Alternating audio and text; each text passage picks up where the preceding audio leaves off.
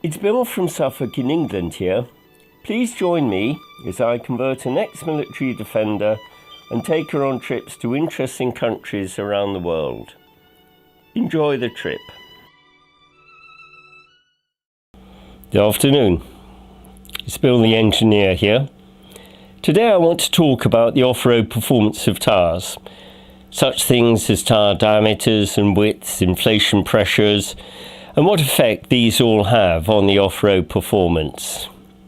Now, there's a lot of information out there already.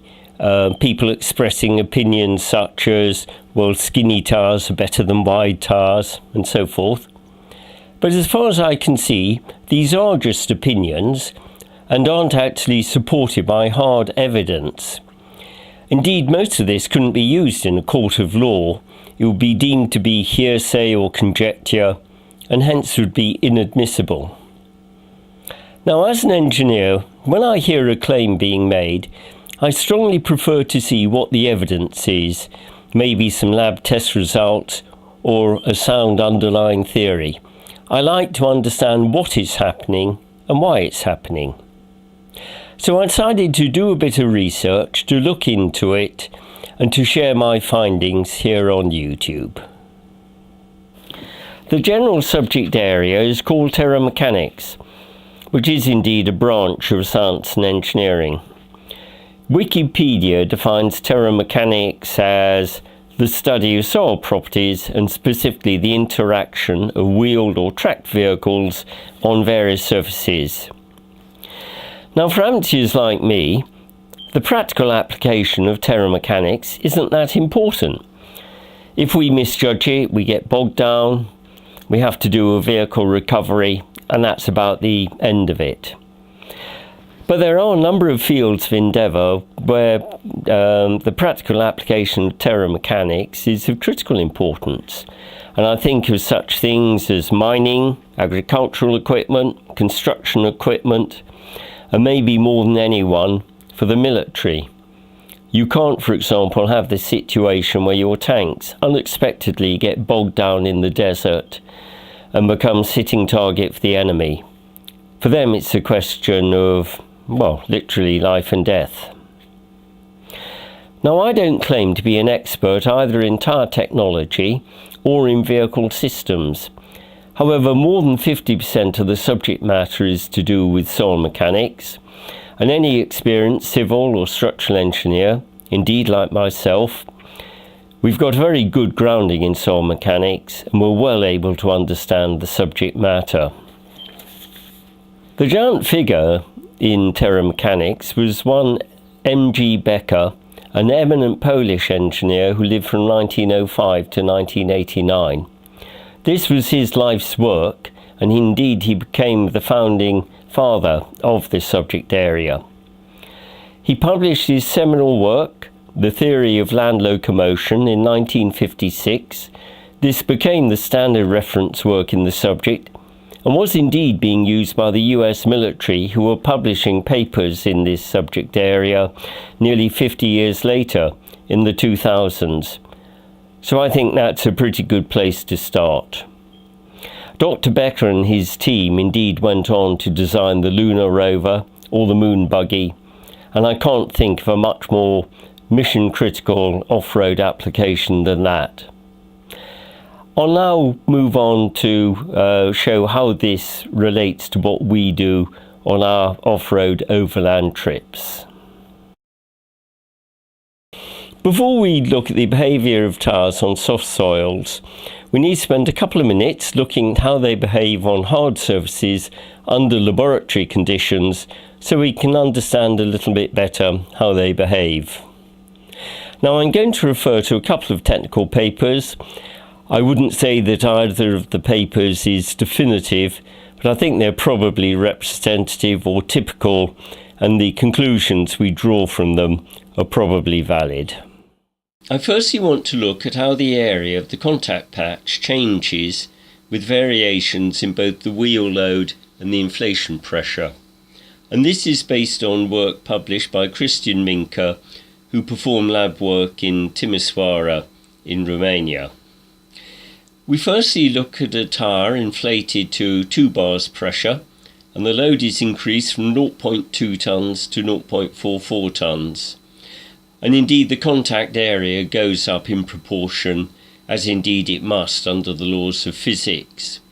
But if you look at the way that the contact area increases, the width increases by less than 10%, whereas the length of the contact patch goes up by 50%. We now look at the same tyre with the inflation pressure reduced to 1.2 bars, which is indeed a very typical off-roading pressure. And as the wheel load is increased, we get a similar change to the contact patch. But a much more meaningful comparison is if we compare the same tyre at the two inflation pressures, and you'll note that for a given wheel load, the width of the contact patch is almost identical, but the length varies dramatically. And this will have a profound impact on the way these tyres behave off-road. I now wish to look at the relationship between the inflation pressure and the contact pressure under the tyre. And for this I'm going to refer to a technical paper published by Pedro Yap of the Goodyear Tyre Company in 1989. Yes, this was a few decades ago, but there's no reason to believe that the conclusions aren't valid even today. And he looked at the behaviour of two different types of truck tyre. Firstly, a bias ply, or what we would call a cross ply tyre, and secondly, a radial ply tyre. Now, if we look at the load deflection characteristics of the two tyres inflated to similar pressures, we can see that the radial ply tyre is twice as flexible as the cross ply tyre. And that's because in the latter case, a lot of the load goes down through the stiff sidewalls and down into the ground. If we now look at the average contact pressure compared to the inflation pressure, the author concludes that in the case of the radial ply tyre, the two are nearly equal. So we will make this assumption in our forthcoming work, and it's perfectly good approximation. Well, that's all I'm going to say about the behaviour of tyres, and indeed it's all I consider I'm qualified to say. It's not really my field. But before we can move on, we need to do just a little bit of soil mechanics. Now, soils fall into two broad categories. You've got the granular soils and the cohesive soils. The most obvious example of a granular soil is sand. And to the outside eye, sand has no strength whatsoever. You can easily run your fingers through dry sand. But if you can apply an external stress to sand, apply some compression, you'll find it will stiffen up and it will become as strong as a piece of wood. The strength comes from the internal friction between the particles of sand. On the other hand, clay is quite different. It has an inherent strength. It's called the cohesion, or to be more technical, the undrained shear strength. And it has this irrespective of the state of external stress applied to it. Doing a little experiment and putting the tip of a trowel into a piece of clay, and indeed we have plenty of clay here in Suffolk, you'll find that the trowel is held fast. I also show, for example, the picture of making clay blocks for an adobe house, and again this depends on the cohesion of the clay. You couldn't do this with a granular material. Now, most soils we encounter in practice are some mix of clay and sand, and indeed the internal strength is characterized by a mix of the internal angle of friction and the cohesion or the undrained shear strength.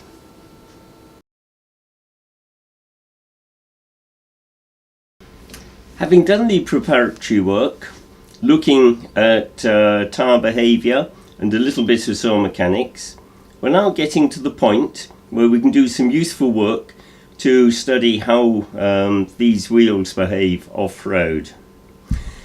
Now, I'm afraid it will be necessary to introduce a couple of equations, and I do realise that to many people equations are absolute anathema. But please stick with it. I will try to explain the equations in the clearest possible terms, and it will give a real insight into off-road tyre behaviour. We can now start to look at what is actually happening to the wheel off-road. I show here Becker's equilibrium diagram, which is taken from his original paper, and indeed I've redrawn it to highlight some of the features. Now the weight of the applied wheel load is resisted by the soil pressure, and the pressure increases with the sinkage of the tyre. Indeed, if there's no tyre sinkage, then no ground pressure is developed. For firm soils, we get to the point where the ground pressure equals the inflation pressure of the tyre, and the tyre starts to deform. This is termed the critical point, which I've highlighted with the red arrow. Once the critical point has been reached, a flat spot develops under the tyre. This increases the contact area and improves the off-road performance. On the other hand, on a soft soil where the maximum ground pressure doesn't reach the inflation pressure of the tyre doesn't deform, it remains perfectly round to the detriment of off-road performance. To do any analysis, we need to know how the ground pressure varies with the amount of wheel sinkage.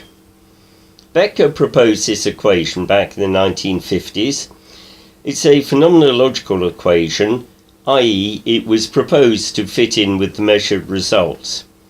It isn't perfect, and it's been much studied over the years, and various researchers have suggested improvements, but the fact is it's probably the best we've got, and it's in use even today.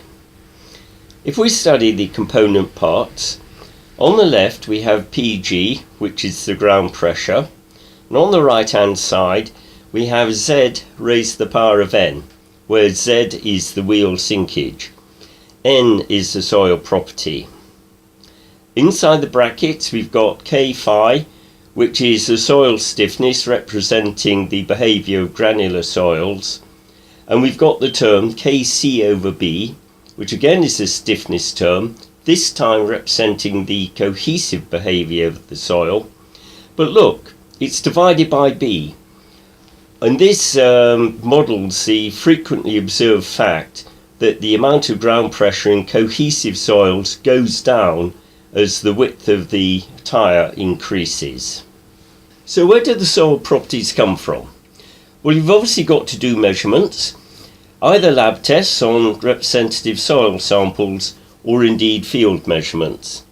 The terramechanics people have invented a rather nice little instrument called a BEHAVIOUR, which measures load deflection characteristics, and indeed there are exotic versions of this. This is one inside a vacuum chamber for looking at the behaviour of moon dust. In the civil engineering field, we do much the same thing. We do what's called a plate bearing test, and we use brute force and ignorance. This is a 300mm diameter plate, instrumented, being forced into the ground, being jacked against the underside of an excavator. So let's have a look at some actual soil properties.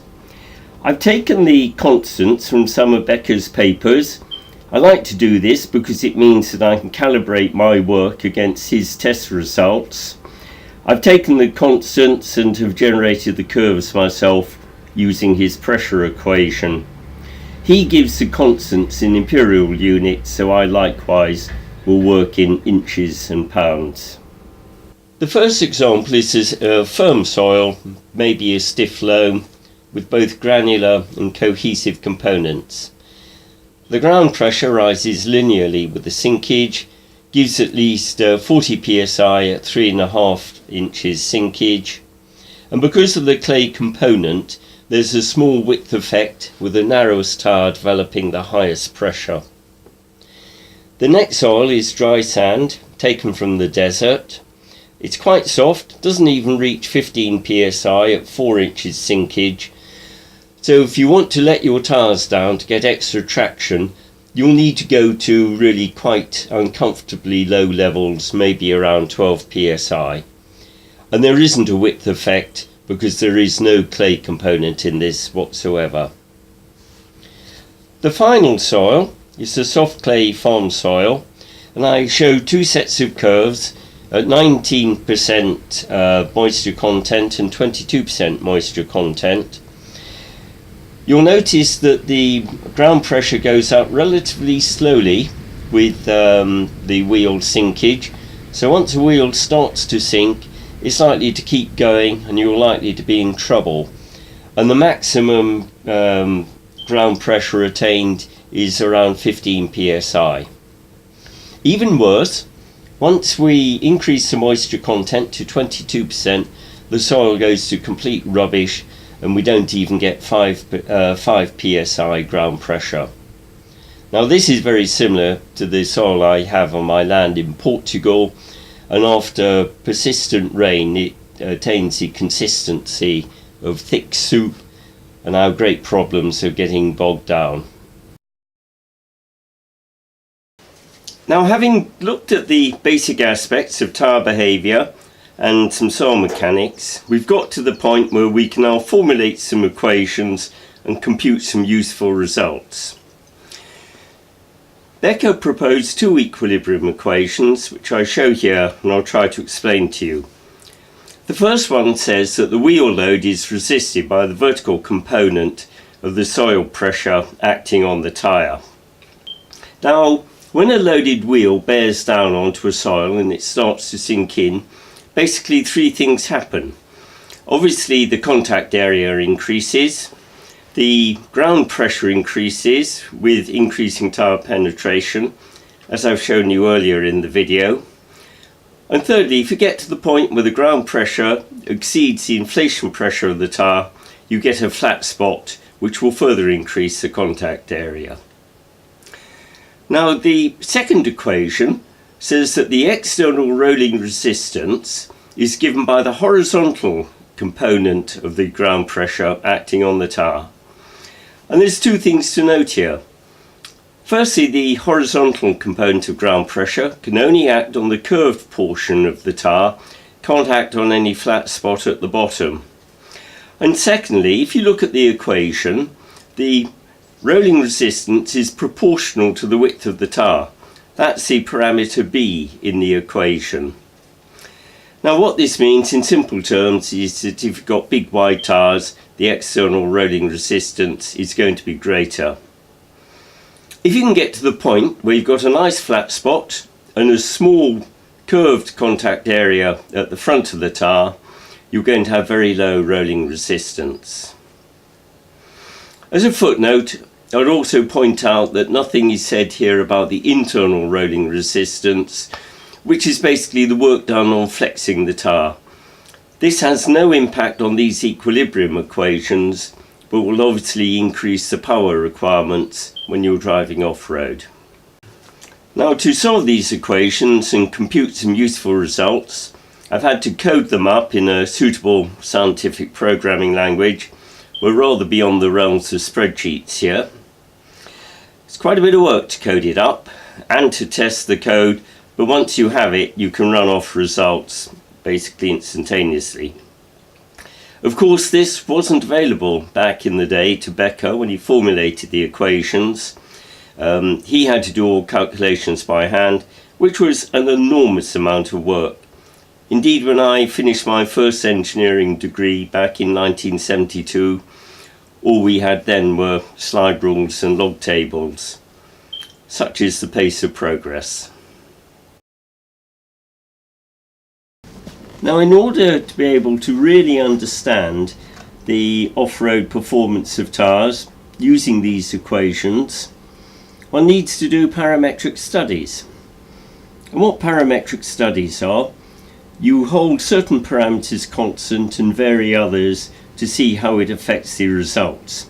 So for example, we might say for a given set of soil conditions and given tyre diameter, we will look at the effect of the inflation pressure and the tyre width on the permissible wheel load and the soil resistance. It's a hell of a lot of work to do this, and indeed when you've run off the results it's probably even more work to fully understand, fully interpret them, and then to write them up in a concise form so that everyone can understand. I'm not even going to try to do that. For the sake of this video, I'm just going to compute a couple of spot results which will show some very interesting trends, and I'll leave it at that. Firstly, let's look at the behaviour of various tyres acting on the stiff load material which we considered before.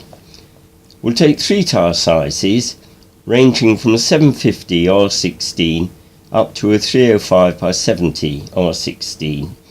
In each case we'll hold the pressure at 15 psi and we'll increase the load progressively up to 1,000 pounds. Now as the load is applied, the sinkage increases progressively up to the point where the sinkage develops the critical ground pressure which equals the inflation pressure in the tyre. At this point a flat spot develops, the rate of sinkage decreases dramatically. You will note that for any given wheel load that the narrowest tyre has the greatest sinkage. If however we look at the soil resistance curves, you will see that when the critical pressure has been attained and we have the flat spot, that the soil resistance plateaus off and basically remains constant. And very interestingly, the order of the tyres is reversed, and that the skinniest tyre has the lowest soil resistance. We'll now look at the dry sand which we considered earlier for the same tyres and inflation pressures. Key point to note here is that the sand can never attain the critical pressure, i.e. the inflation pressure of 15 psi. So as we increase the load, the sinkage and the resistance both increase monotonically. The skinny tyre always has the greatest sinkage and the greatest resistance, and indeed the maximum wheel load it can support is only 600 pounds. If we now drop the inflation pressure to 12 psi, the situation changes somewhat, and in particular because the sand can now develop the critical pressure.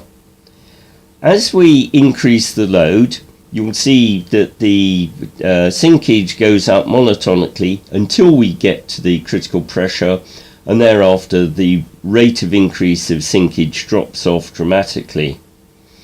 Looking at soil resistance curves, when we get to the critical pressure, the soil resistance plateaus out completely, and hey, the order of soil resistance gets reversed with the skinny tyre having the lowest soil resistance.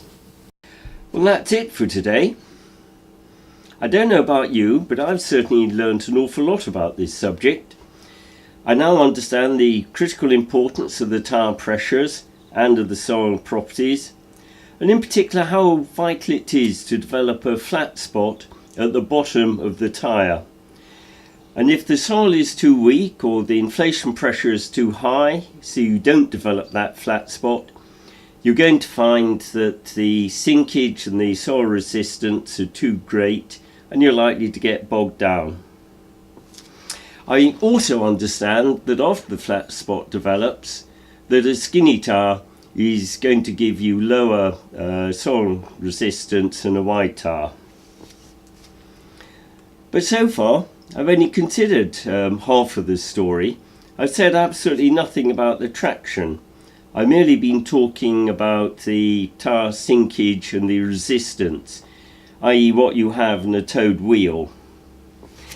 Now if we consider the traction as well, we get the complete picture, because the traction minus the resistance gives the tow bar pull, and providing that number is positive, you've got forward motion. To consider the traction would require another video, be far too much information to put into this video too. I'm not yet sure if I'm going to make that next video. It's a hell of a lot of work, It means you've got to read the technical papers, understand the equations, code them up, test the coding, run off results, plot the results, and so forth and so forth. Let us see what the level of interest is in this video first. But bye for now.